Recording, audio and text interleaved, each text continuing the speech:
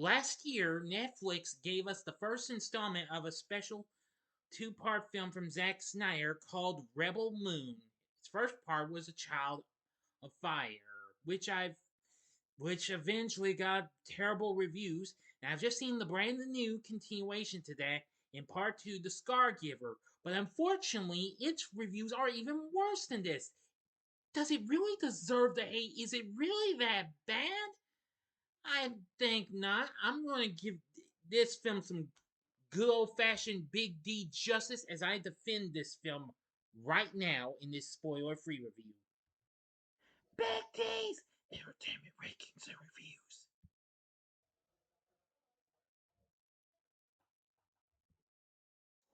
So, greetings, my fellow YouTubers, and welcome to Big D's Entertainment Rankings and Reviews.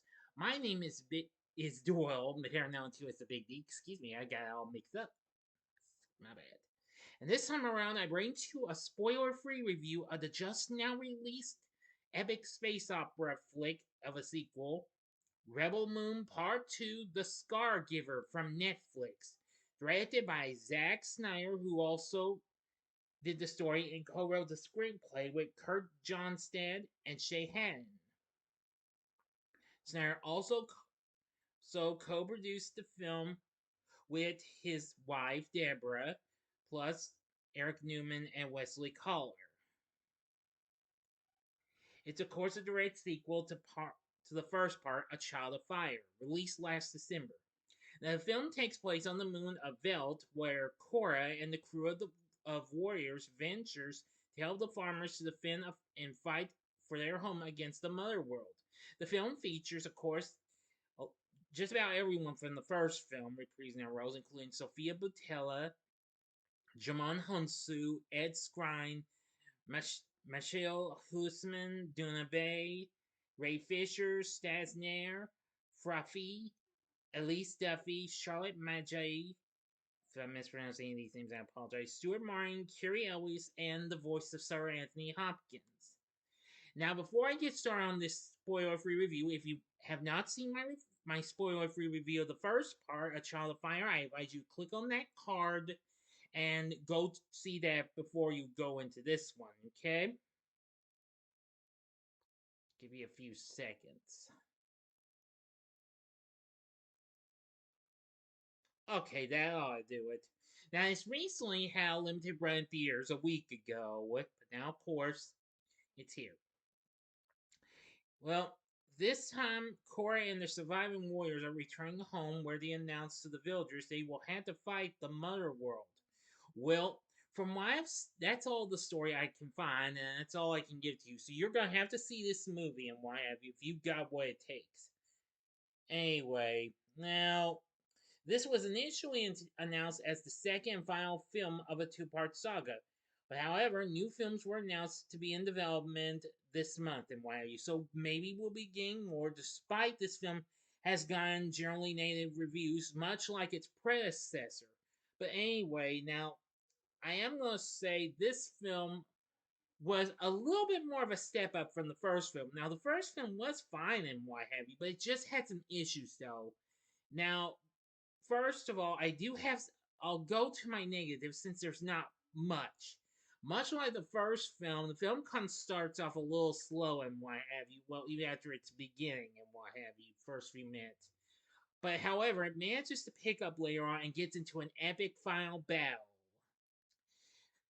Another bad aspect I have, a negative I have with the film, is during the fight scenes, when some of the bad guys are defeated, the good guys don't even try to take their weapons and what have you when they run out of ammo and what have you. That's kind of a slight disappointment and what have you.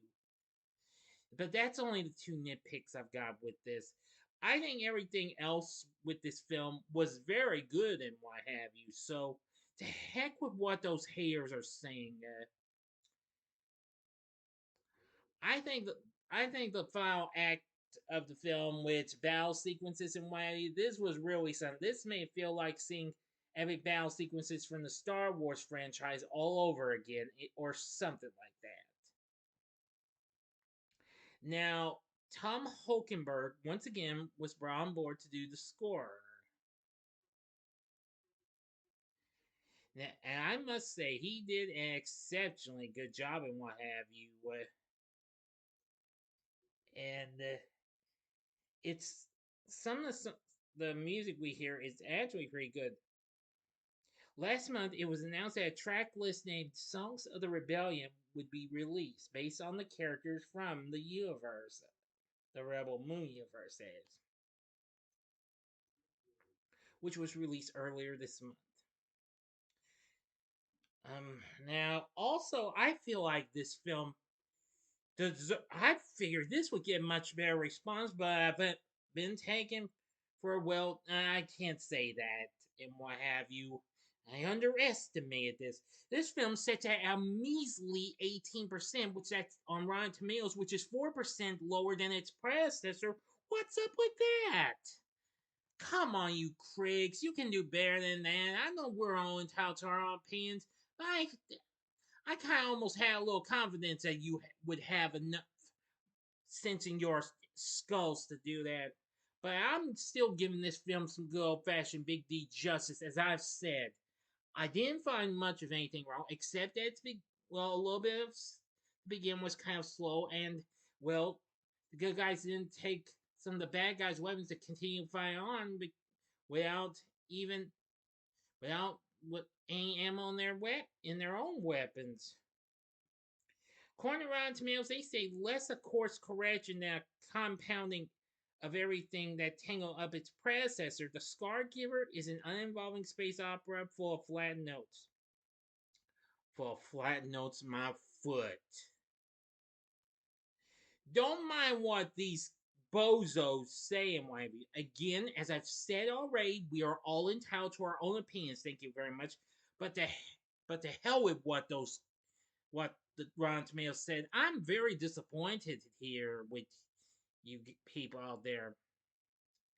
Anyway, just more recently, co-writer Kurt Johnstad announced that though original plans were for a trilogy, the franchise will eventually consist of a total of 6 films, explaining that the stories for each original installment have been expanded into 2 parts. The writer stated that the treatments are completed for the third and fourth movie, and Snyder is currently writing the third film. And on the same day that was mentioned, Snyder stated that the total number of films in the series will either be 4 or 6, depending on whether or not the second and third entries of the trilogy each get split into a 2-part movie as well. Well, I can understand that. If so, I wish him the best of luck. And this time, don't go so blooming hard on these, or else I'm not going to try and do anything. No, I'm really not going to get onto that subject anymore. Let me get off the subject. Now, as for the cast, we have Sofia Boutella back on board as Cora and Arthelius. Very good character and what have you. I really liked her performance. Djimon Hounsou returns as Tyez, who was also good. Ed Skrein as Atticus Noble, good. Mich- Michiel Huisman plays Gunner, yep. And Doona Bae as Nemesis, a very good character, a cyborg swordmaster, yeah.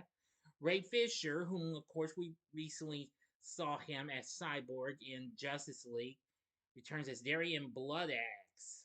Yeah, pretty good character. Sir Anthony Hopkins voices Jimmy, the last member of a race of mechanical knights. Now that's really something. Anyway, everyone else is actually pretty good and what have you.